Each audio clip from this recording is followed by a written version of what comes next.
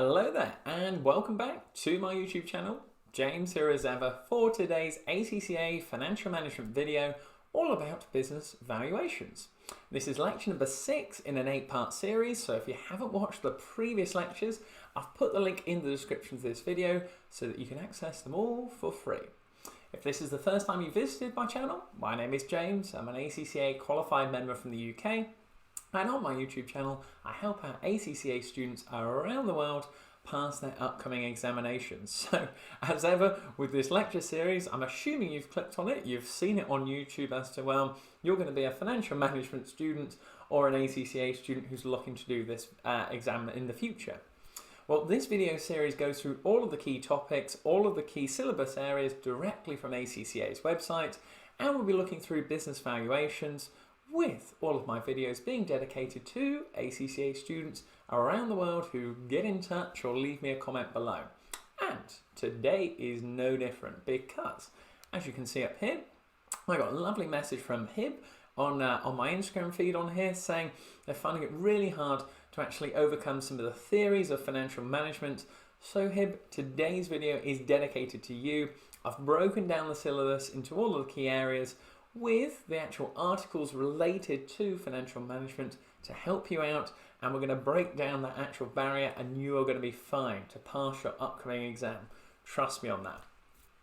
If this is the first time, as I said, you've visited my channel before, make sure you subscribe. The button is at the bottom so you get access to all of my free materials. And whilst you're down there, make sure you give the video a massive thumbs up and like so that more ACCA students around the world, like Hib, like yourself, will be able to see this content. If you have any financial management questions, feel free to leave it in the comments below. I answer absolutely all of them, and I'm more than happy to help if you've got any other questions relating to ACCA or accountancy or whatever it may be. Well, before we get started on the lecture notes, make sure you've got a pen and paper at the ready. There's going to be lots of key elements to come up in this video because it's all highly examinable. The whole syllabus can be tested. You can't question spot. So Hib, I hope the actual breakdown of all the theories and key concepts are going to help you out. But without any further ado, let's get stuck into the content now. On 3, 2, 1, and go. Hello and welcome to Lecture 6 of the ACCA Financial Management Syllabus Review. In today's class, I'm going to be talking you through business valuations. My name is James, and in today's video, we're going to be going through the 4 key areas that you can see on your screen, which is first of all, the nature and purpose of the valuation of business and financial assets. Secondly, we've got the models for the valuation of shares, so linking into other lectures that we've covered before. And then thirdly on here, the valuation of debt and other financial assets. So again, lots of overlaps with business valuations into other areas of the ACCA financial management syllabus. Finally, point number 4, so this is the first time we've seen it in these series of recordings, the efficient market hypothesis, or EMH, and practical considerations in the valuation of shares. So as you can see, we're on to lecture 6 now. Shares, debt, equity, capital structure are fundamental areas that you need to be aware of within your actual financial management ACCA preparation. So coming on to today's business valuation lecture, first of all, we're going to talk about the nature and purpose of the valuation of business and financial assets. So first of all, as you can see on here, the little breakdown, first of all, you've got to be aware of identifying and discussing on here reasons for valuing a business and the financial assets itself. So you've got to be considering the external and internal stakeholder impact here as to say, well, who would actually want to know how much a business is valued? Well, that's potential investors on there, angel investors as well. Maybe they want to buy in a particular share. And then also financial assets.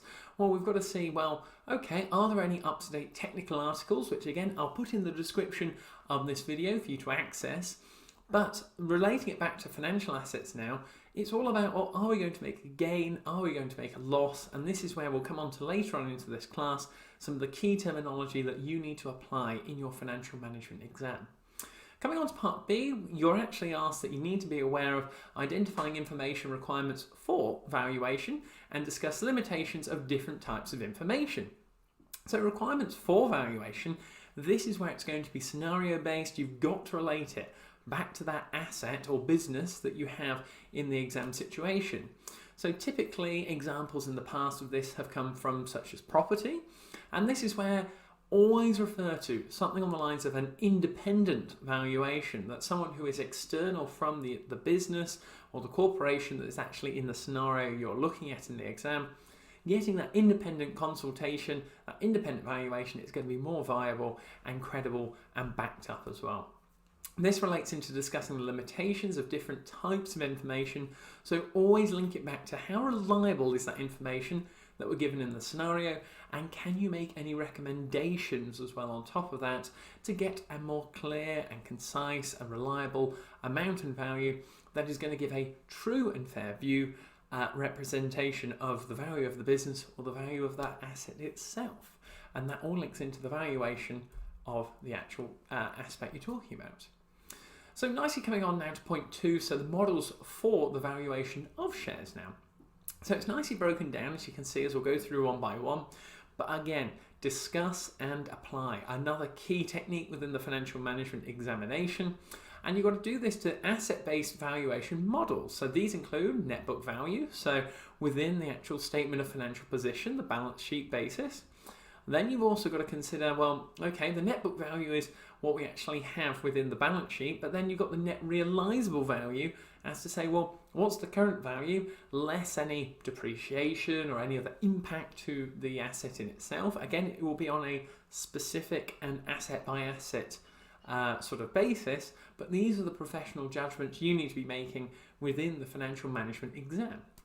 And then finally on there, the net replacement cost basis. So that's again, it does what it says on the tin, as they say, well, in the example, you may be given a certain asset like a car or a van or whatever the business does.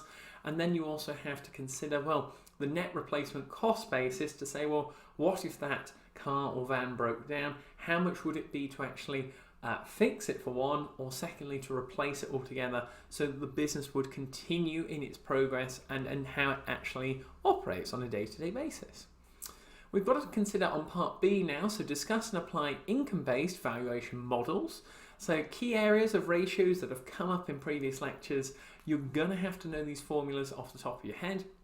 So relating it to the actual price earnings ratio, so it does link into investments, shareholder wealth maximization. All flows into that as to say, well, if you're actually an investor within a company, well, what do you want? You want dividends to go up and the share price to go up, and the PE ratio is one of the areas and the methods for valuation models that you need to be aware of, especially for this module. Then we come on to the actual earnings yield method. So the higher the percentage, the better. We're getting a higher return as an investor in the particular company we're measuring. Again, you've got to know the formula behind it. And then C, discuss and apply cash flow based valuation models, including dividend valuation model and the dividend growth model. Now, the dividend growth model is provided to you in the actual formula sheet within the financial management exam. So going away from this, make sure you've got jotted down in your notes. I'll put the actual link so you can access it in the description of this actual lecture. So if you click it, it's going to take you on that, and it's going to list out everything that you are given so that you can use it to your advantage. And then finally at the bottom, discounted cash flow basis, linking it into cash flow based valuation models. So you need to get noted down here, it's the IRR, so the internal rate of return, and definitely relating to the net present value.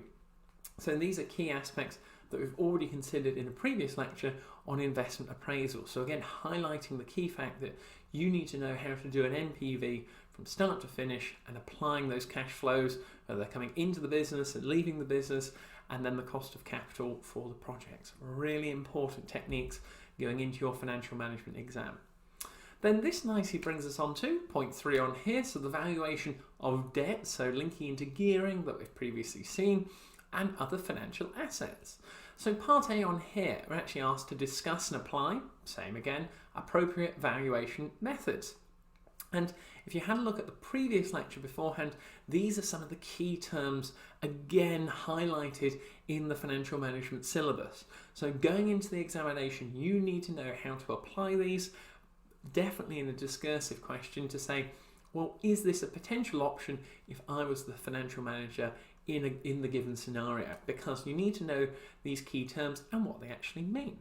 So as you can see on here, we've got irredeemable debt. So this is referring to, well, there is no redemption date for the loaned amount. So say, for example, if I loaned you £1,000, for example, well, there wouldn't be an actual redemption date for you to pay me that back. But I would command that you actually pay me the monthly or weekly interest, whatever we actually agreed upon. Whereas, on the other hand, we have the redeemable debt, which would say that, okay, I'll lend you that £1,000, but I want you to pay back that principal amount in a year's time, on top of the interest on top of it. It all depends on the logistics and what the agreement is between the two parties. Thirdly, on here you have convertible debt, which again is widely used because we'll take the example of the £1,000 that I lent to you. So I'm bearing the risk of actually giving you that £1,000, which you will utilise and allocate because that is the role of the financial manager within an organisation. But from my side, if I've lent you £1,000 and I have convertible debt, well, that £1,000 could be converted into equity shareholding, which is then a benefit for me in the long run. So in other words, I bear the actual risk at the start. It could then be converted into shares, and then I could reap the reward of share price going up and dividends going up. It's another way for me to actually get a better potential return. But the reason for convertible debt is that I bear the risk at the start.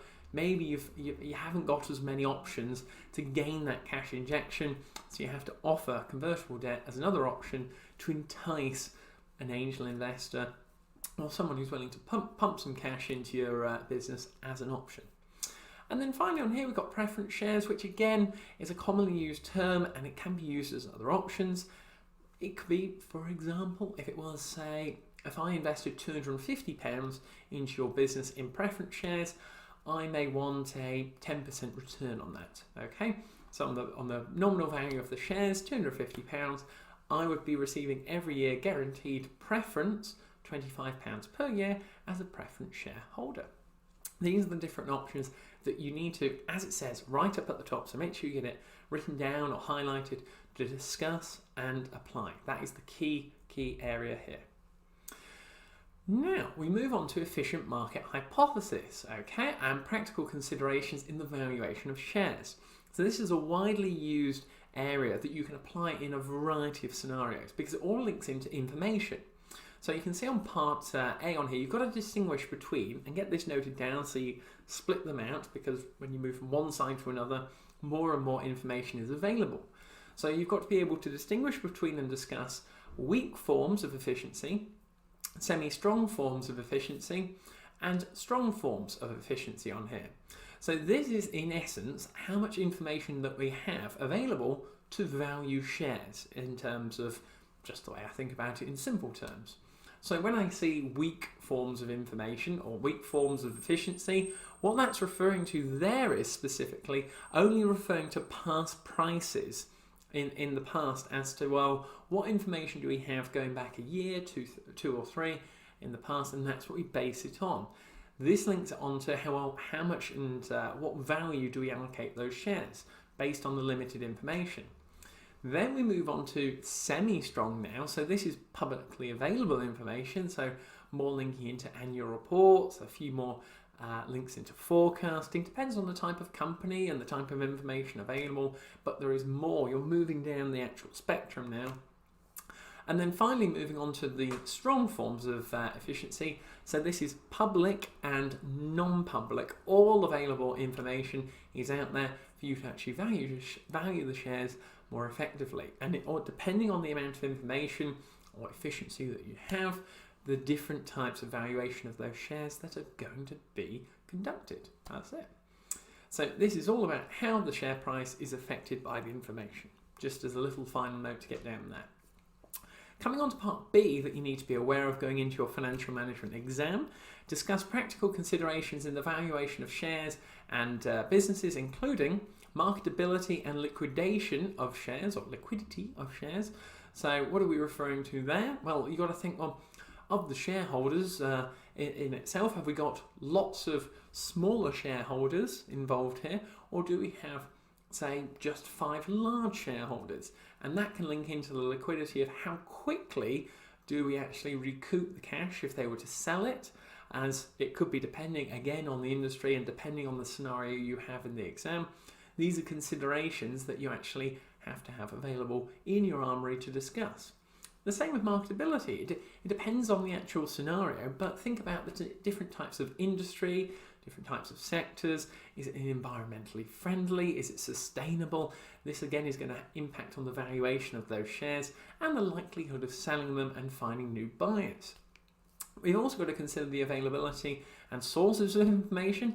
So key aspects to get written down here are the reliability is definitely going to be a key consideration. Availability, is it scarce? Is there only a finite amount? Are the actual current shareholders, have they held on to them for a long period of time, or maybe they've passed down from generation to generation? And the source of information links and arcs back to, well, as I said, how reliable is it? But then think about it, is it from a journal article? Is it from shareholders? Is it from information from our board of directors? These are the things as to say, well, on a reliability scale, what information you're given in the scenario can you base the judgment on?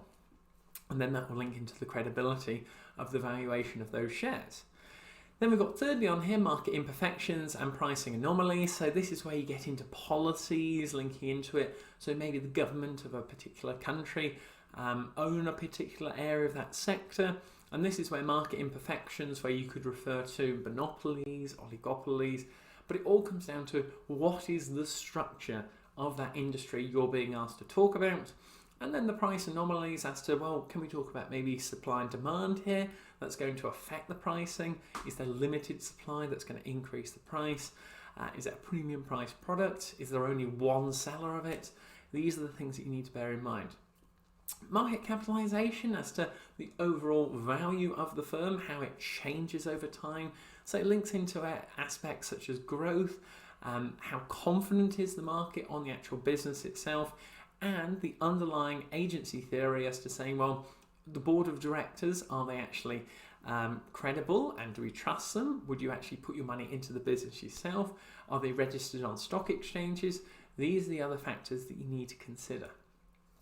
Part C on here, we're asked to describe the significance of investor speculation. So this is again relating back into reliance, and you think about Wall Street, you think about London Stock Exchange here, you think about what sort of rumours go on, and the explanations of investor decisions offered by behavioural finance. So this relates into the psychology of, well, diversification and a diversified portfolio and indexes. If you were to leave it long term, and regardless if the market goes into a boom or if it slides down into a correction, or if you're in a bull market, whatever it may be, or if you're in a bear market going down, this is where, from a behavioural finance point of view, this is where you've got to get it written down as to, do we have a rational investor that knows long term it's going to trend upwards, or an irrational investor with not much experience and is sceptical to investor speculation, or sceptical, shall I say, to it, then it's going to potentially sell off at a loss. So these are key things that you have to be considering as an investor, potential wealth manager, and to understand the markets and what is your investing strategy. But this links in the actual speculation and the behavioural aspects of finance versus the monetary aspects of finance. So overall, that covers us nicely for Lecture 6 of the actual Financial Management Examination for ACCA.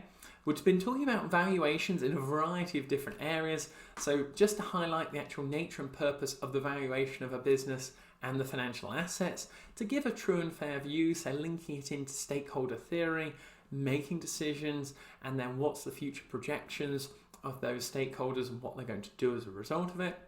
You've then got to consider the actual models for the valuation, so calculate and then let's discuss, analyse what information we have on there.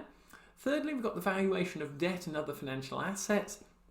So again, talking about what's the structure of the business, the financial assets behind it, statement of financial position. You could also link into that gearing and the leverage when we're taking into account debt.